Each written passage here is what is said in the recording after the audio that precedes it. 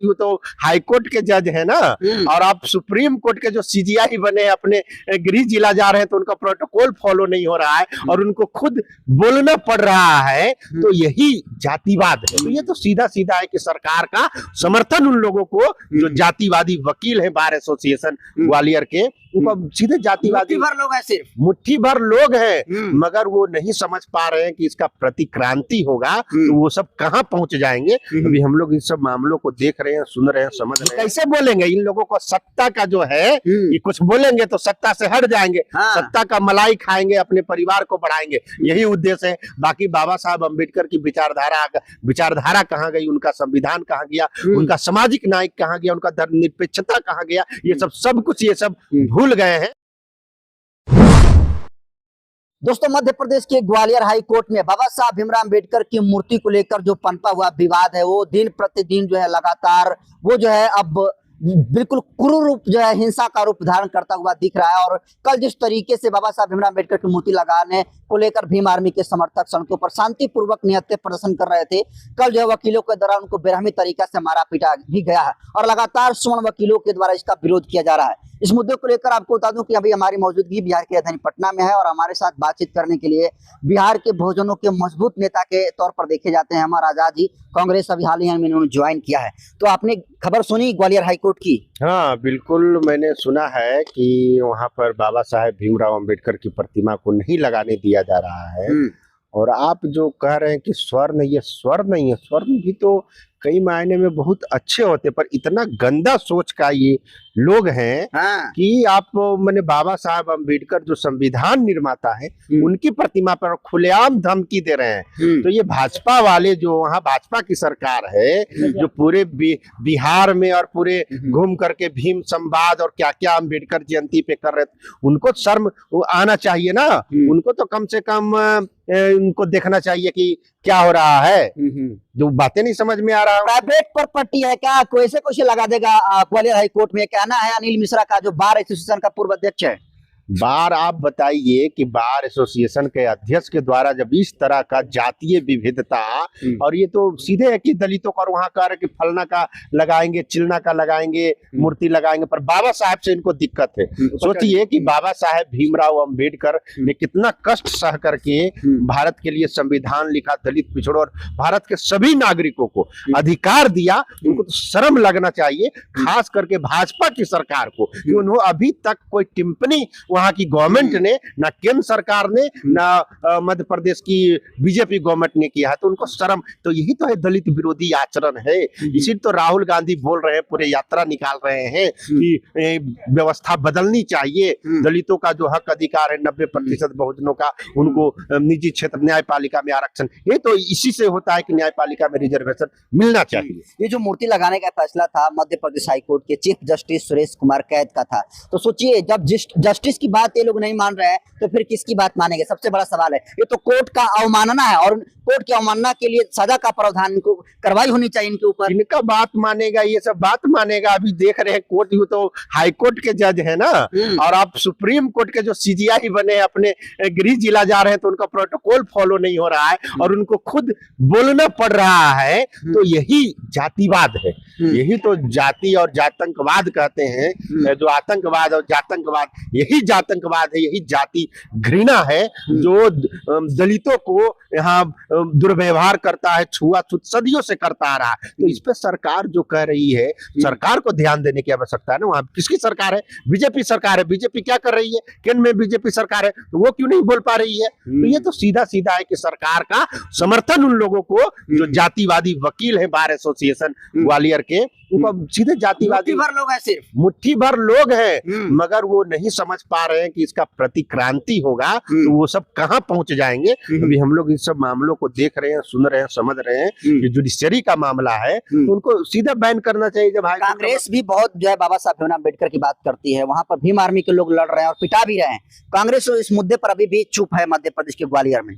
बिल्कुल कांग्रेस चुप नहीं रहेगी। और और हम लोगों की कांग्रेस की टीम से बात हुई है, इस पर संज्ञान लेने की बात है, क्योंकि हाईकोर्ट का मामला है, जुडिशरी का मामला है, तो कुछ लोग इंटरफेयर करने से हिचकिचा रहे हैं। मगर अब ये स्पष्ट हो चुका है कि ये सब दलित विरोधी हैं, ये सब इंसानियत विरोधी हैं, ये सब नहीं चाहते हैं कि सामाजिक न्याय की बात हो, भाईचारा हो। और बाबा साहब अम्बेडकर, बाबा साहब की मूर्ति आप लगाने से रोक सकते हैं, पर उनकी विचारधारा, उनका संविधान को आप कैसे रोक पाओगे? अगर उन्हें रोकने की कोशिश करोगे तो तुम मिट जाओगे।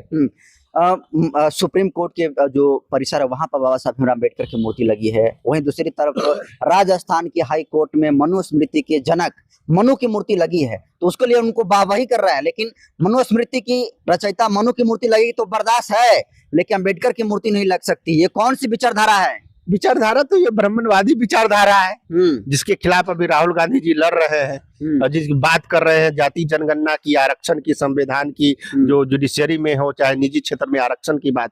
यही तो जातिवाद है, कोई बड़ा नेता नहीं बोल पा रहा। खास करके उन दलित नेताओं को मैं बोलना चाहता हूं जो केंद्र सरकार में है, जो भाजपा की सरकार जो रहे एनडीए गठबंधन के साथ है, उन लोग भी चुप बैठे हैं कि बाबा साहब अम्बेडकर का इतना अपमान हो रहा है और आप लोग चुप बैठे हैं। आप लोगों को इस्तीफा दे देना चाहिए। केंद्र सरकार और बीजेपी सरकार पर आपको दबाव बनाना चाहिए, टिप्पणी करना चाहिए। तो ये सब कुछ नहीं कर रहे हैं, सिर्फ आरक्षण का लाभ लेकर के बन रहे हैं, सांसद विधायक मंत्री बन जा रहे हैं। और जो बाबा साहब अम्बेडकर ने आरक्षण दिया, आज उनकी मूर्ति रोका जा रहा है। मनुस्मृति में जो शब्दों का इस्तेमाल किया गया है कि आप दलितों को ये चीज रखने का अधिकार नहीं है, वो नहीं है, वही ये सब लागू करना चाह रहे हैं। और सोशल मीडिया पर ग्वालियर हाई कोर्ट के गेट से एक वीडियो वायरल हो रहा है, जिसमें पुलिस के मौजूदगी में वकील जो है भीम आर्मी के कार्यकर्ता को पीट रहे हैं बिल्कुल बुरी तरीके से। पता नहीं वो वकील थे भी या वकील के आड़ में कोई गुंडा थे। गुंडागर्दी उन लोग खुलेआम, जब हाईकोर्ट के जज के आदेश को उन्होंने पालन नहीं कर रहा, तो ये सब गुंडे लोग ही हैं ना,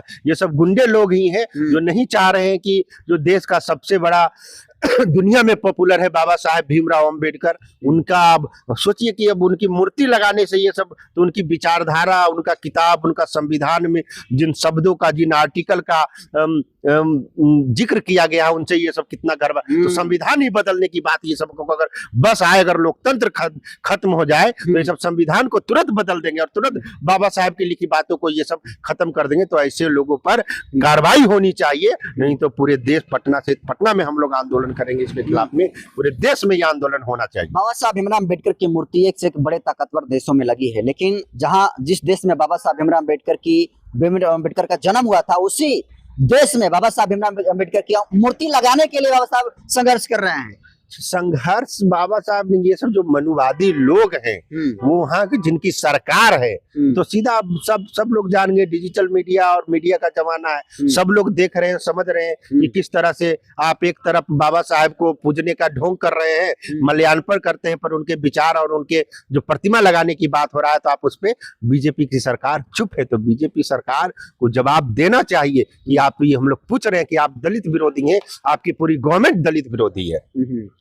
चिराग पासवान को भी इस मुद्दा पर बोलना चाहिए, क्योंकि वो तो अब केंद्रीय मंत्री हैं और इस पर उनको बोलना चाहिए। केंद्रीय मंत्री चिराग पासवान भी, उनको भी बोलना चाहिए। अभी तक इस मामले पर चुप हैं। बिल्कुल बोलना चाहिए चिराग पासवान जी को। अभी तक रामविलास पासवान जी रहते तो क्या से क्या, आप रामविलास जी का भाषण सुनिए संसद में, वो किस तरह से बोलते थे। यहाँ सब पंडा बाबा इस सब को ला करके संसद में भर रहा है। रामविलास पासवान का एक से एक स्टेटमेंट था संसद में, तो अब उनके बेटे हैं चिराग पासवान जी, उनको करना चाहिए। तो क्या मजबूरी है कि ना चिराग पासवान बोल पा रहे हैं, ना जीताराम मांझी? कैसे बोलेंगे? इन लोगों को सत्ता का जो है, ये कुछ बोलेंगे तो सत्ता से हट जाएंगे। सत्ता का मलाई खाएंगे, अपने परिवार को बढ़ाएंगे, यही उद्देश्य है। बाकी बाबा साहब अम्बेडकर की विचारधारा कहाँ गई, उनका संविधान कहाँ गया, उनका सामाजिक न्याय कहाँ गया, उनका धर्मनिरपेक्षता कहाँ गया, ये सब कुछ ये सब भूल गए हैं और सत्ता की मलाई खाने पे लगे। लेकिन आरक्षण तो ले रहे हैं बाबा साहब से, संविधान से ना। शर्म आनी चाहिए, शर्म आनी चाहिए कि आप आरक्षण का लाभ ले रहे हैं जिस व्यक्ति के बदौलत में, और उन पर, उनकी विचारधारा पे आक्रमण हो रहा है, उनके प्रतिमा लगाने पर प्रतिबंध लगाया जा रहा है कुछ छुट भैये मनुवादी लोगों के द्वारा। और आप जैसे इतने बड़े बड़े केंद्र में मंत्री हैं, आप कुछ नहीं बोल पा रहे। तो ये तो पूरे दलित समाज उनसे ये सवाल पूछेगा। अभी जाएंगे ना सब जगह, पूरे बिहार में इलेक्शन है, सब जगह सवाल किया जाएगा। एक आखिरी सवाल, जो वीडियो ये जातिवादी मानसिकता के वकील देख रहे हैं, उनके लिए क्या रहेगा अमर आजाद का संदेश? मेरे लिए, हम उनके लिए यही संदेश है कि अभी भी तुम लोग में शर्म बचा हुआ है।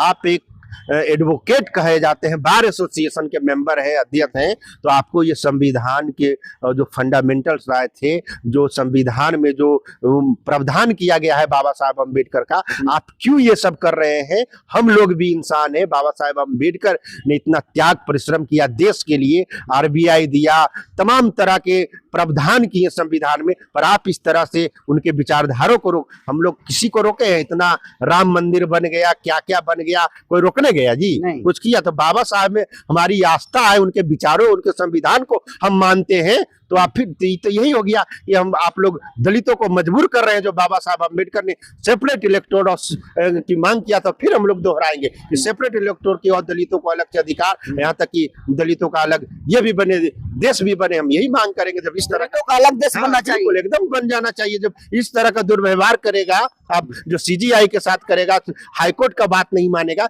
तो आप कह रहे हैं कि लड़ाई झगड़ा हो, आक्रमण हो, यही सब ना करे, खून खराबा की बात होगी ना। तब तो बृजभूषण सिंह भी तो यही मांग कर रहे हैं कि सवर्णों के अलग देश बने, और इस देश में जिस तरीके से SC/ST है, जो कि फर्जी SC/ST करके केस, और जो फॉरवर्ड क्लास के लोग उनको परेशान किया जा रहा है, इसलिए सवर्णों को अलग देश बनना चाहिए। तो बृजभूषण सिंह कह रहे हैं कि इस देश में SC/ST एक्ट खत्म होना चाहिए, फर्जी होता है 90%। खत्म उनके जो राष्ट्रीय अध्यक्ष है बीजेपी के, उनके मुंह से बुलवाए ना इन लोगों। बृजभूषण सिंह का सब तो कौन पहलवान था उनका, ये सब यौन शोषण का आरोप इस पे लगा। ये सब घटिया आदमी को क्या बात करिएगा, ये सब घटिया आदमी है। और जातीय जनगणना से ये सब घबरा गए हैं। ये हमारी हकीकत जो हम रौब जमा करके पूरे देश में बैठे हुए हैं, अब हमारी जनसंख्या नहीं है हमारी, और हम किस तरह से दलित और मुस्लिम समाज, जो पिछड़ा समाज है, उसको बेवकूफ बना करके धार्मिक मुद्दों पर उलझा करके वोट ले ले रहे हैं। तो इनको उनसे घबरा गए हैं ये सब। आखिरी सवाल, कुछ चेतावनी है वकीलों के लिए? चेतावनी क्या, पटना में अगर वो सब गलती से आ गया, हम चैलेंज करते हैं कि पटना की धरती बिहार की धरती पर आ जाएगा, तो आप बता देंगे पटना हाई कोर्ट पे देखिए किस तरह से बाबा साहब अम्बेडकर की प्रतिमा जुत्ता से एकदम स्वागत होगा। चलिए देखिए, बिल्कुल आर पार के मूड में अमर आजाद जी दिख रहे हैं, और तमाम मुद्दों को लेकर जिस तरीके से बात हुई, आप इसको किस रूप में देखते हैं? अपनी प्रतिक्रिया कमेंट सेक्शन में जरूर दीजिए। बहुत बहुत धन्यवाद।